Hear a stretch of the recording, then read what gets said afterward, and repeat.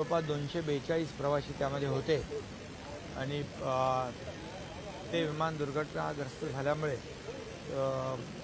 242 प्रवाशांचं दुःखद मृत्यू त्यामध्ये झाला आहे आणि आणखी काही जिथं पडलं त्या ठिकाणी देखील काही कॅज्युअलिटी झाली आहे। ही अतिशय दुर्दैवी घटना घडलेली आहे आणि अतिशय वेदनादायी ही दुर्घटना आहे। एकाच वेळेस एवढ्या मोठ्या प्रमाणावर लोकांचा मृत्यू होणं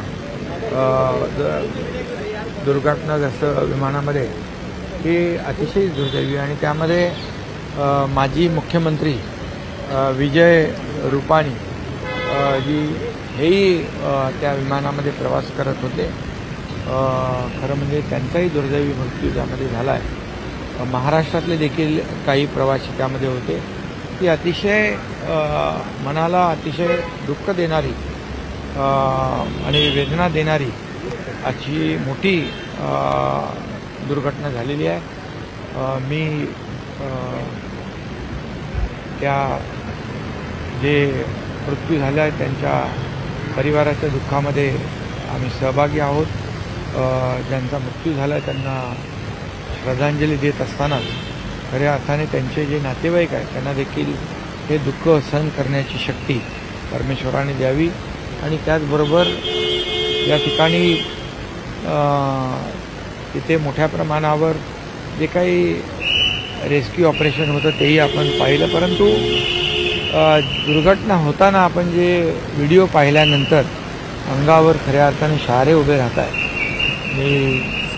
ही अतिशय दुःखद आणि मोठी दुर्घटना आहे। मी मुख्य सचिवांना देखील मगाशी सांगितलं की आपल्या महाराष्ट्रातले जे प्रवासी आहेत त्यांच्यासाठी एक नातेवाईकांना हेल्प डेस्क जो आहे तो डिझास्टर मॅनेजमेंटच्या माध्यमातून आपल्या कंट्रोल रूममध्ये त्या ठिकाणी तयार केलेला आहे, जेणेकरून जे आपल्या महाराष्ट्रातले प्रवासी मुक्ती पडले त्यांच्या नातेवाईकांना देखील ती काय अपडेट आहे ती मिळेल आणि आपल्याला त्यांना मदत करता येईल।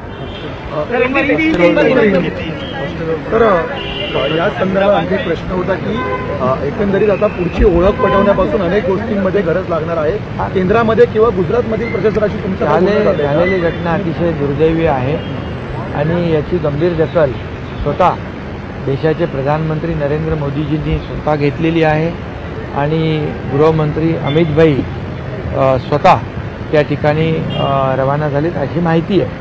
त्यामुळे ही झालेली घटना अतिशय दुर्दैवी आणि केंद्र सरकारने देखील आणि राज्य सरकारने गांभीर्याने घेतलेलं आहे।